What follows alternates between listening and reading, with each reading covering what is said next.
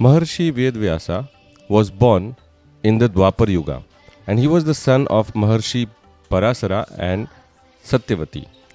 He is the author of Mahabharata, Srimad Bhagavad Gita and countless other sacred literatures of Hindus.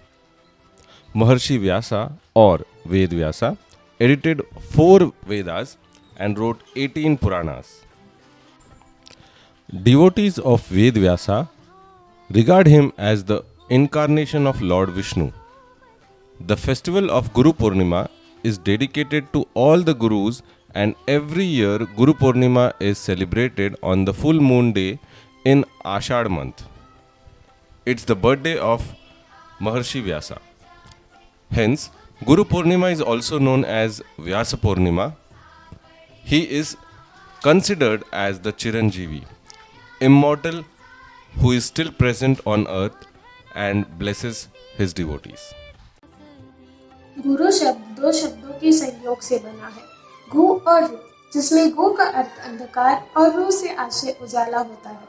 इन्हीं 2 पावन शब्दों के mail से बनने वाला शब्द गुरु हमें अंधकार रूपी जीवन से निकालकर उजाले की ओर ले जाता है, यानी अज्ञान से ज्ञान की ओर ले जाता है। इस दिन देश भर में अलग अलग तरीके से अपने गुरुजन को सम्मानित किया जाता है। शिक्षण संस्थानों में बालक अपने गुरुजनों के सम्मान में कई सांस्कृतिक कार्यक्रमों का आयोजन कर उनका अभिवादन करते हैं। लेकिन क्या हम गुरु इस शब्द को केवल शिक्षकों तक ही सीमित रख सकते हैं? बिल्कुल नहीं, क्योंकि केवल आपके शिक्षक ही आपके गुरु नहीं होते। गुरु तो वो होते हैं जिनसे हम ज्ञान अर्जित करते हैं। निसंकोच हमारे शिक्षक भी हमारे गुरु होते हैं, लेकिन उनसे भी पहले हमारे माता पिता हमारे गुरु होते हैं, जो हमारे अंदर ज्ञान रूपी संस्कारों का सिंचन करते हैं। उसी तरह हमारे मित्र भी हमारे गुरु होते हैं, जो हमें जीवन की सच्चाइयों से परिचित कराते हैं। जैसे युद्ध भूमि में श्री कृष्ण ने भी अर्जुन को कराया था। और हमारे जीवन का सबसे बड़ा गुरु हमारा अनुभव होता है, क्योंकि ये हमें वो ज्ञान देता है जो हमें शायद ही किसी ग्रंथ, किताब या विद्यालय जाकर अर्जित हो सके। यह हमारे जीवन के अंत तक हमारे साथ होता है, क्योंकि शायद हम किताबी ज्ञान भूल सकते हैं, लेकिन अनुभव से मिली सीख कभी नहीं भूल सकते। आज के इस गुरु पूर्णिमा के अवसर पर मैं सभी गुरुजनों को नमस्कार करती हूँ। धन्यवाद।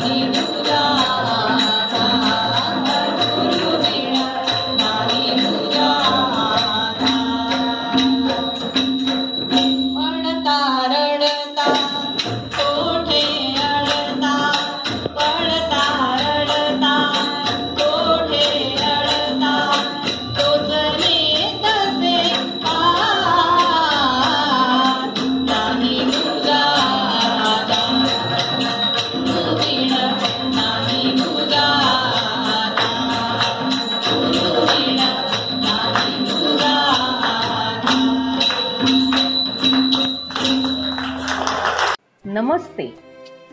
हमारी भारतीय संस्कृति हमें हर उस चीज का आदर करने सिखाती है जिससे हमें कुछ ना कुछ मिलता है, फिर चाहे वो प्रकृति हो, धरती माता या आकाश हो, या फिर हमारे गुरुजन।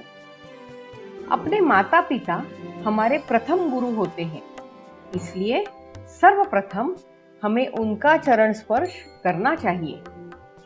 फिर हमें पढ़ाई, खेलकूद, कला, इन सब की शिक्षा देने वाले हमारे शिक्षक और हमें भक्ति तथा समर्पण का मार्ग दिखाने वाले हमारे धर्मगुरु, इन सब के प्रति हमारे मन में उच्च सम्मान होना चाहिए, क्योंकि यही हमारे जीवन के मार्गदर्शक होते हैं। संत कबीर तो ये कहते हैं, गुरु गोविंद दो खड़े काके लागू पाए। गुरु गोविंद दो खड़े काके लागू पाए, बलिहारी गुरु आपने गोविंद दियो बताए। गुरु और गोविंद यानी भगवान एक साथ खड़े हो तो किसे पहला प्रणाम करना चाहिए, गुरु को अथवा गोविंद को? ऐसी स्थिति में गुरु के श्री चरणों में शीश झुकाना उत्तम है, जिनके कृपा रूपी प्रसाद से गोविंद का दर्शन करने का हमें सौभाग्य प्राप्त हुआ।